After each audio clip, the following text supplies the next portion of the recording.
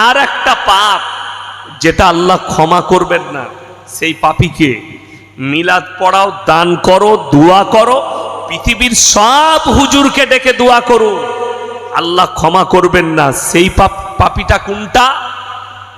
যে হারাম জানার পরে, যে অবৈধ জানার পরে জিদ করে করে করে।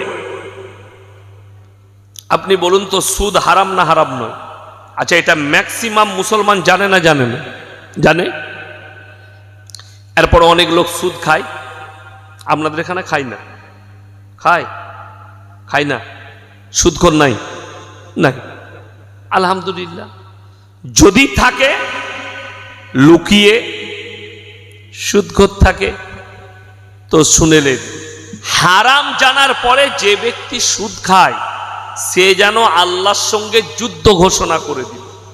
আচ্ছা, আল্লাহর সঙ্গে যে যুদ্ধ ঘোষণা করবে সেই লোক আর মুমিন থাকতে পারে? পারে না।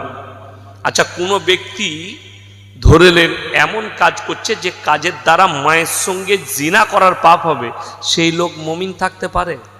পারে না। নবীজির হাদিসে আছে, কেউ যদি একবার সুদ খায় নিজের আপন জন্মদাতা মায়ের সাথে 36 বার জিনা করার সমান পাপ হবে। বলুন নাউজুবিল্লাহ। এই